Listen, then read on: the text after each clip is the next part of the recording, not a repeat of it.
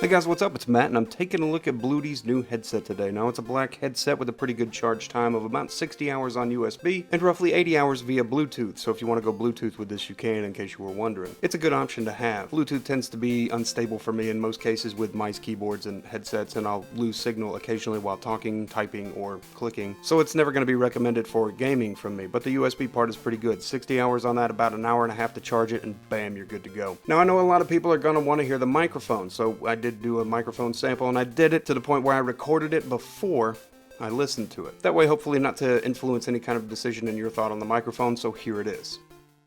Now, what most people will want is this mic test to see how well this mic is picking up. So we're going to be recording via this microphone, hopefully. Yes, recording via this microphone so that you can hear it. I have not actually played this back yet, so you're going to hear this for the first time the same way I will when I do the editing of the video. I don't know what it sounds like. Hopefully it sounds pretty good. I've got it right about less than an inch away from the mouth. If I move it back, it might sound a little bit better. It is a little bit pliable so that you can move it a little bit. What you'll be hearing me otherwise is on this Deity shotgun microphone that I have on top of there, and it's turned way down, so it's not super loud or gainy or picking up super well either. But the idea is to hear this. Now, I'm about to rotate around, turn my back to the camera, and I'm going to type to see how sound rejection is also. So now if I'm talking and I'm typing, which I'm terrible at, you can hear me talking while I type, and well, hopefully it's rejecting the keyboard sound pretty well. I use brown switches on this keyboard, and it's probably picking it up, but hopefully not picking it up terribly. As I type and I'm talking, doesn't look like it's picking it up terribly on the recording software, it's voice recorder from Windows, but you get the idea. Anyways, the ultimate goal is for you to decide if you think this sounds well without any outside opinion of mine already, but I'm about to find out myself the same way you're finding out now what this sounds like. Now, of course, at this point, I've listened to it, and one thing I have a complaint about is the pops and hisses. It doesn't seem to really matter where I put the microphone. I get pops and hisses from it, so there's that, and that's worth mentioning to me. While ultimately I think the microphone sounds good, I don't like the pops and hisses. Sound rejection for the keyboard was pretty great, though. Now, there's no UI suite to help you control any kind of your equalization stuff, no parametric equalization, no left-right balance, none of that.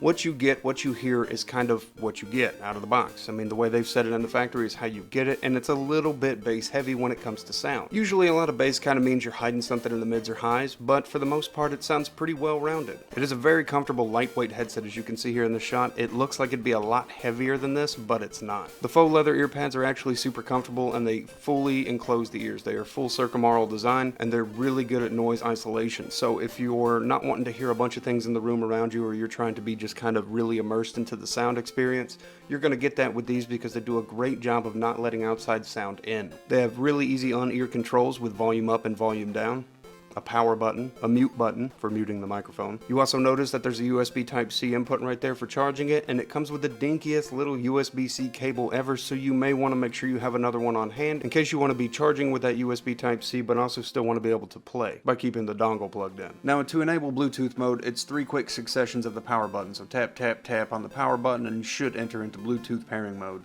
The left and right ear pads are adjustable in the sense that they kind of have a wobble tilt to them, which is great for different shaped heads because that way it's not forcing it to sit with a lot of pressure below your ear. It's actually going to fit around the head very comfortably with these large foam faux leather pads and just kind of conform to your head. They also have adjustable bands on the left and right side, which make it super comfortable, and a well-padded top band across the top of the head so that it's not uncomfortable when sitting on top of your head, especially when you're bald like me. My overall opinion on these is they're really good for what you get out of the box. It's a little disappointing that there's not a way to control things like equalization without some sort of third-party processing. A little more user control for people would be great. The ability to go 3.5mm so that you can get that analog sound experience, you can do that as well, and that's something that's also good. I like to see that on headphones. Sometimes you just want to plug in with that 3.5 and go, but it's great for things like plugging into controllers for consoles in the PlayStation 4 and PlayStation 5. Oh, which also reminds me, the USB will work on that. You can plug this into PS4, PS5, and you'll have wireless USB headphone with your PS4 and PS5. Now, it doesn't work on Xbox, and that's the problem with a lot of these wireless headsets that are 2.4 gigahertz. They're just not going to work on Xbox. Overall, though, pulling it out of the box, listening to some of the music I listen to, it's a really good sound, I think. I think that they found a striking balance, and I'm somebody that's okay with something a little bass heavy, so to me, it's great. I don't like the fact that people don't have the option or ability to control that and change that if they don't want it, or to like disable some of that bass sound.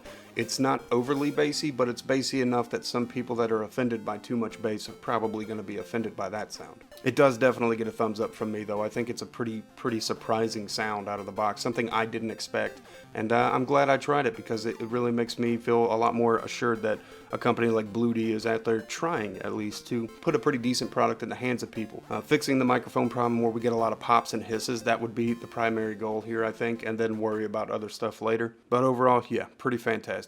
Anyways, I hope this was somewhat helpful and you took something away from it. I'll see you guys in the next video I do. Have a great day, night, whatever it is.